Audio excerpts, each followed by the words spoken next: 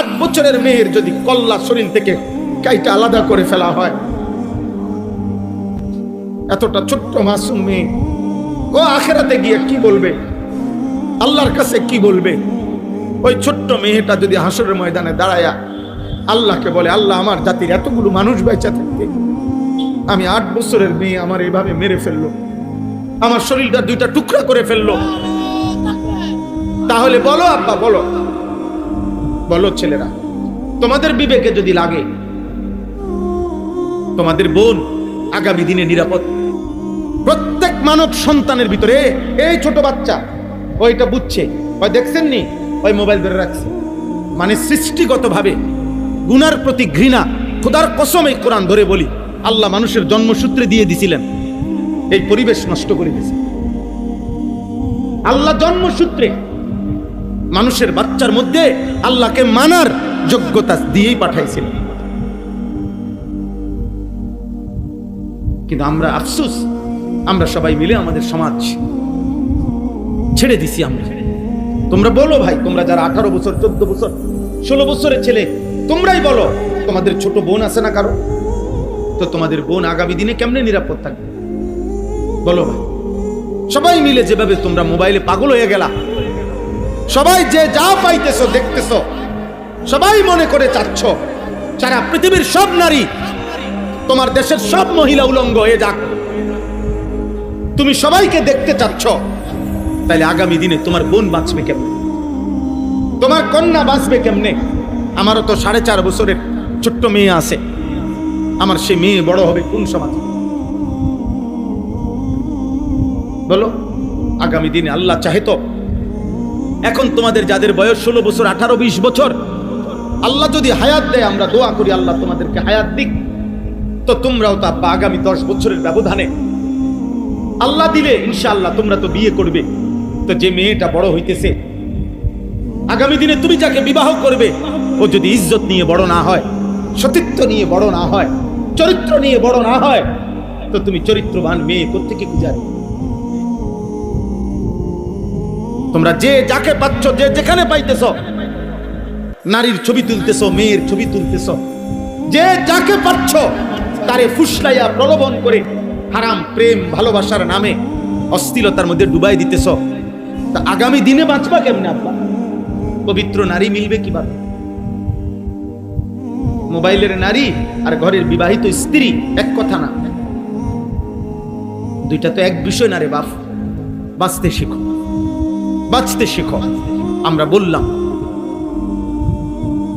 এটা একক কোনো সরকারের দায়ী করলে হবে না, একটি দেশের সম্মিলিত জনগণ আমরা, ছোট বড় নাবালেগ বয়স্ক নারী পুরুষ, আমাদের প্রত্যেকের সচেতনতা, প্রত্যেকের সামষ্টিক প্রচেষ্টা আমাদের সমাজ থেকে এই মুহূর্তে বাংলাদেশে একেবারে মরণ ব্যাধি, একেবারে মহামারীর মতো ধর্ষণ এবং পরকীয়া বাংলাদেশের এই মুহূর্তে একেবারে চ্যালেঞ্জিং পর্যায়ে পৌঁছে গেছে, যা যদি এই মুহূর্তে নিয়ন্ত্রণ করা না হয়, আমার দেশের ভবিষ্যৎ পুরোপুরি অন্ধকার হয়ে যাবে, পুরোপুরি। এজন্য তোমরা প্রত্যেকটা যুবক যার যার জায়গা থেকে, আমরা আওয়ামী লীগ বিএনপি বুঝি না, আমরা জাতীয় পার্টি জামাত ইসলাম বুঝি না, আমরা বুঝি 18 কোটি বাংলাদেশের প্রত্যেকটা জনগণ বলতে হবে, দর্শকের বেবিচারীর নগদ বিচার চাই, নগদ শাস্তি চাই, আমরা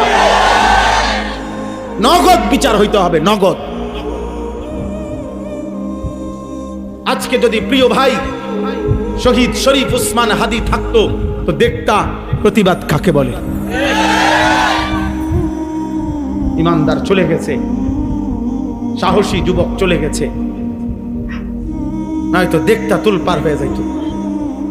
আল্লাহ পাক আবার আমার দেশে তোমাদের মাঝ থেকে হাদির মতো সন্তান আল্লাহ কবুল করে নেন। দয়া করো, প্রত্যেকেই ফিকির করো, আখলাকের হেফাজত করো। আব্বা, তোমার মা আছে, তোমার বোন আছে, তোমার কন্যা আছে, তোমার স্বজন আছে। আমরা পারস্পরিক মানুষ, সামষ্টিক মানুষ, আমরাই সবাই সবাই আত্মীয় স্বজন, আমরা সবাই সবার আপনজন। আমাদের মা, আমাদের বোন আমাদের নারী, আমাদের কন্যারা যদি আমাদের সমাজে নিরাপদে থাকতে না পারে, যেখানেই লাঞ্ছিত হয়, যেইখানেই হোক, যার দ্বারাই হোক, সেটাই চরম ঘৃণিত এবং তার বিরুদ্ধেই প্রতিবাদ করা আমাদের দায়িত্ব। সে যেই হোক, আমার ঘরের হোক, আপনজন হোক আর দূরের হোক, আমার সমগোত্রীয় হোক অথবা অন্য গোত্রের হোক, ধর্ষক ধর্ষকই, ব্যভিচারী ব্যভিচারী, আমরা ধর্ষককে থুতু মারি, আমরা ব্যভিচারীকে আমরা থুতু মারি, চরিত্রহীনকে আমরা ঘৃণা করি, ঘৃণা করি। আল্লাহর নবী সাল্লাল্লাহু আলাইহি সাল্লাম বলেন, দুইটা পাপ মারাত্মক, একটা হলো জিনা, ব্যভিচার, নারীর সাথে হারাম সম্পর্ক, আরেকটা হলো মদ পান করা, নেশা করা, নেশা।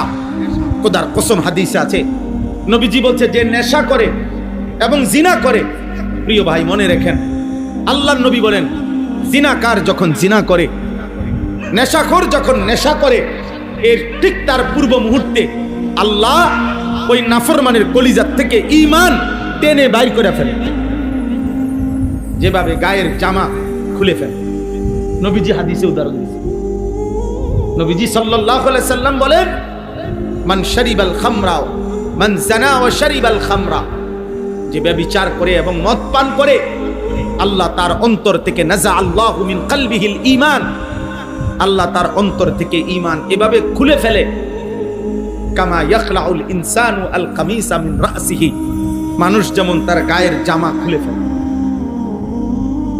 আল্লাহ যেন বলে, নারীর সাথে হারাম সম্পর্ক করতে যাচ্ছ, বেঈমান, দাঁড়া, আমার ঈমান আমারে দিয়া যা, যা এবার যা, যা বেঈমান এবার যা। আল্লাহ যেন মদখোর নেশাখোরকে বলে, নেশাখোর, গাঁজাখোর, ফুট্টাখোর, বাবাখোর, নেশা করতে যাচ্ছ, দাঁড়া, আমার ঈমান আমারে দিয়া যা, যা এবার যা, এবার যাও। বলেন নাউযুবিল্লাহ। কত বড় বিপদের কথা ভাই। এই ঈমান যদি আর ফেরত না আসে, এই ঈমান যদি আর ফেরত না আসে, তো চিরস্থায়ী জাহান্নাম। ঈমানবিহীন কবরে গেলে চিরস্থায়ী জাহান্নামী না? কথা বলে না তো? এই অবস্থায় যদি মৃত্যু হয়, উলঙ্গ ছবি দেখতে দেখতে তুমি যে রাত গভীরে ঘুমায় গেলা, আর যদি ঘুম না ভাঙে, প্রতিদিন সারা পৃথিবীর আন্তর্জাতিক রিপোর্ট এটা, প্রত্যেক দিন সারা পৃথিবীতে প্রতি বছর কয়েক মিলিয়ন মানুষ শুধু ঘুমেই মারা যায়। এটা আন্তর্জাতিক হিসাব, কয়েক মিলিয়ন। 1 মিলিয়ন মানে 10 লাখ, 10 লক্ষ হলে 1 মিলিয়ন হয়, এরকম কয়েক মিলিয়ন মানুষ, মানে কোটি কোটি মানুষ ঘুমেই মরে যায়।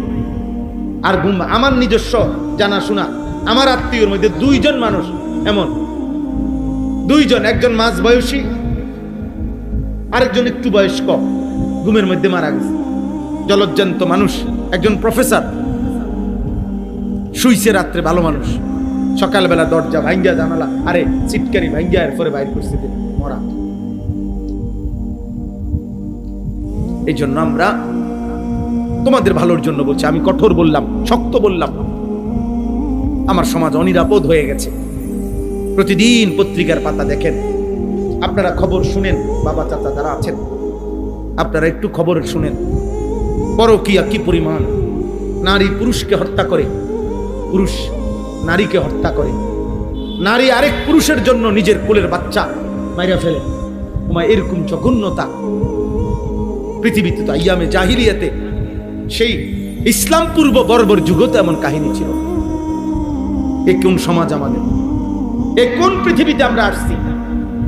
নারীর স্বামী আছে, অন্য পুরুষ খুঁজে, পুরুষ স্ত্রী আছে, অথচ নাফরমান ব্যভিচারী অন্য নারী তালাশ করে। আস্তাগফিরুল্লাহ, আস্তাগফিরুল্লাহ। আরে কি আশ্চর্য কথা! আপনারা দেখেন পত্রিকার রিপোর্ট, প্রতিদিনকার রিপোর্ট শুনেন, চ্যানেলের খবরগুলো শুনেন, কি বলে প্রতিদিন। এই জন্য আমরা আলহামদুলিল্লাহ জায়গায় জায়গায় এতটুকু। এবার আসেন একটু এদিকে বলি, এদিকে বলি মানে হইল, রাত্রি যত অন্ধকার হয়, রাত যত গভীর হয়, এ কথাও সত্য আলো তত কাছায়া যায়। এখন বাজে মাত্র 9:22, বোঝা গেল এখনো রাত বাকি অনেক। কিন্তু যদি বাজে রাত 3টা, অন্ধকার যদিও খুব গভীর, কিন্তু বুঝতে হবে ভোর কাছায় গেছে, সকাল কি হয়ে গেছে, কাছায় গেছে, আলো কাছায় গেছে।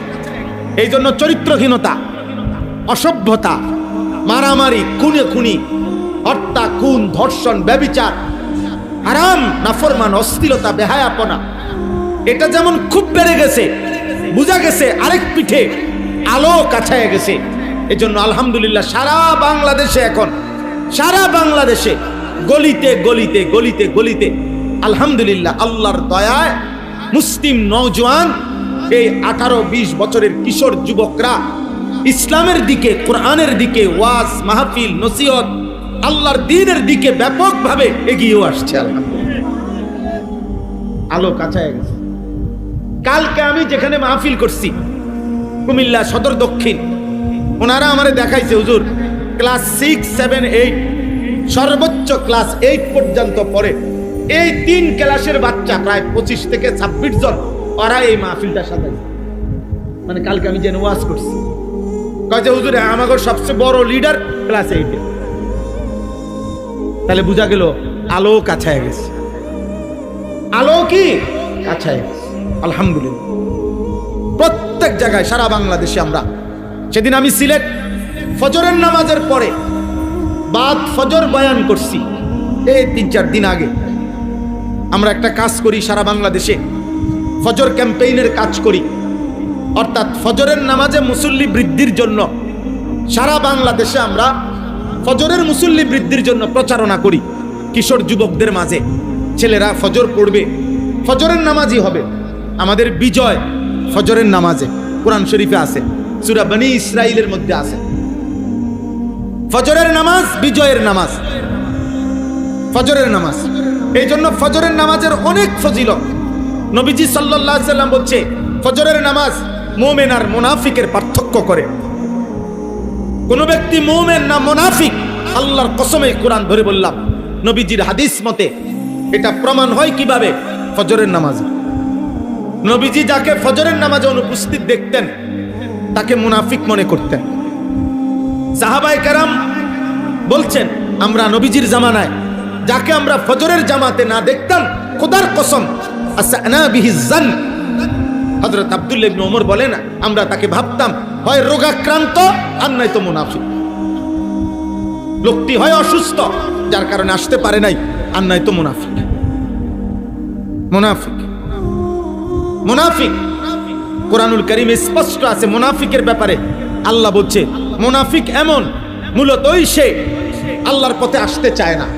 ওয়ালাউ আরাদুল খুরুজা লা আ'আদ্দু লাহু উদ্দা। আল্লাহ বলে সে যদি আসলে আমার পথে বের হইতে চাইতো তাহলে কিছু প্রস্তুতি নিত। মানে আসলে যদি সে ফজরের নামাজ পড়তে চাইতো তাহলে সে মোবাইলে অ্যালার্ম দিত, তাইলে সে অ্যালার্মওয়ালা ঘড়ি কিনতো, তাইলে তার আগে আগে ঘুমাইয়া যাইতো, তাইলে সে 1-2 সাথে পরামর্শ করত যে ভাই আমি কিভাবে উঠতে পারি। এই নিয়ে তার কোনো মানসিক প্রস্তুতি নাই, এটা তার কলজার ভিতরেও নাই। তাইলে আল্লাহ তাআলা বলছেন এটা মুনাফিকের চিহ্ন। ওয়ালাকিন কারিহাল্লাহুম বিআসাহুম ফাসাব্বাতাহুম ওয়া ক্বিলা কুদু মাআল কাঈদিন। আল্লাহ কোরআনে বলছে মূলত মুনাফিক এমন, আল্লাহই চায় না মুনাফিক ইমানদারের সুরত ধরুক। আল্লাহ বলেন আমি চাই না, মুনাফিক ঘৃণিত, এজন্য আমি চাই না ওই আমার পথে আসুক, যা। এজন্য আল্লাহই তখন তাকে বসাইয়া রাখে আর বলে উকউদু মাআল কাঈদিন। আমার যেই নাফরমান বান্দা আমার আল্লাহকে ভুলে বসে আছে জায়গায় জায়গায়, তুইও যা ওই নাফরমানদের সাথে বসে থাক, বাইরে যা হইতে থাক। কোরআন শরীফের আয়াত, কি সাংঘাতিক কথা দেখছি। এজন্য তো বলতেছিলাম বাদ ফজর দেখছি যুবক সাইকেল দিয়া দিয়া ফজরের নামাজ জামাত ধরছে। পুরা 3 তালা মসজিদ সিলেট শহরে সদরে একটা বড় মসজিদে পুরা 3 তালা, 2 তালা, নিচতলা কানায় কানায় পূর্ণ ছিল। কারণ ওই মুসল্লিরা বলল যে হ্যাঁ হুজুর এটা ইনশাআল্লাহ আগামী দিনে এটা হবে ইনশাআল্লাহ, খুব দ্রুতই খুব দ্রুতই ইসলামের বিজয় হবে, চূড়ান্ত বিজয় হবে সেদিন। মুসলমানের জুম্মা আর ফজরের মুসল্লি বরাবর হবে যেদিন।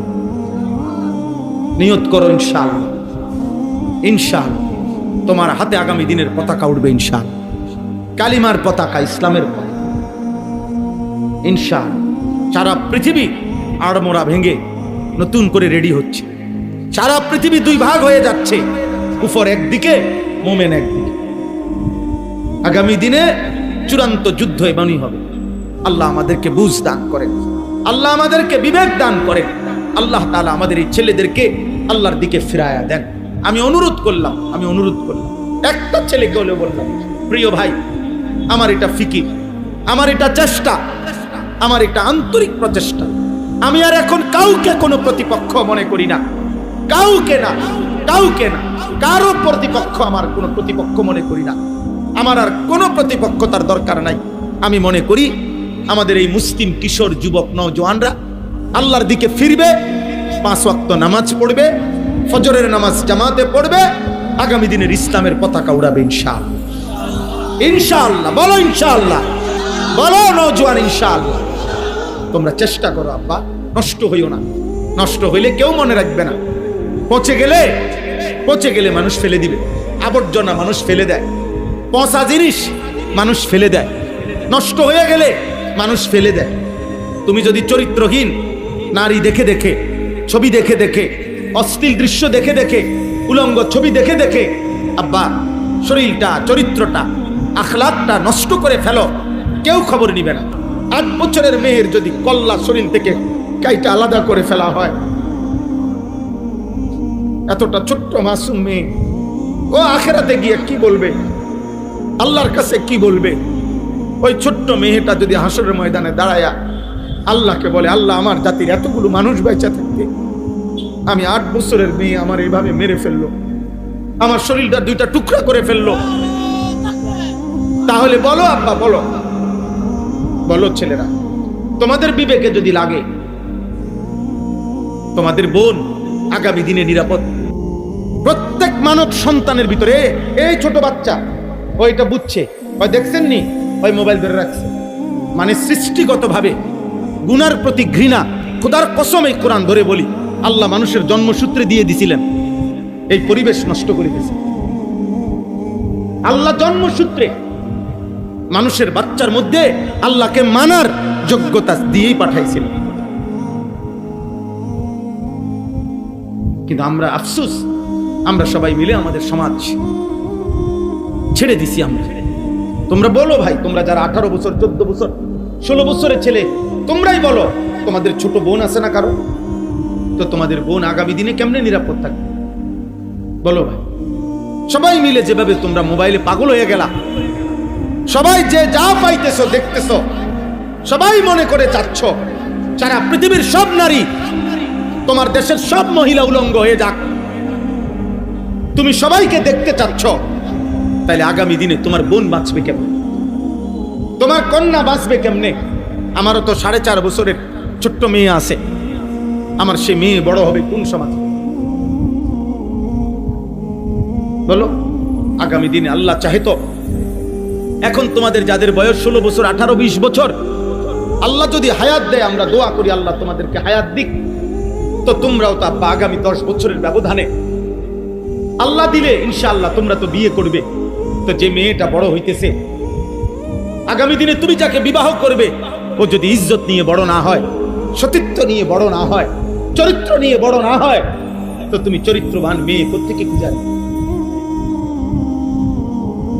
তোমরা যে যাকে পাচ্ছ, যে যেখানে পাইতেছ, নারীর ছবি তুলতেছ, মেয়ের ছবি তুলতেছ, যে যাকে পাচ্ছ তারে ফুসলাইয়া প্রলোভন করে হারাম প্রেম ভালোবাসার নামে অশ্লীলতার মধ্যে ডুবাই দিতেছ। তা আগামী দিনে বাঁচবা কেমনে আব্বা? পবিত্র নারী মিলবে কিভাবে? মোবাইলের নারী আর ঘরের বিবাহিত স্ত্রী এক কথা না, দুইটা তো এক বিষয় না রে বাপ। বাঁচতে শিখো, বাঁচতে শিখো। আমরা বললাম এটা একক কোনো সরকারের দায়ী করলে হবে না।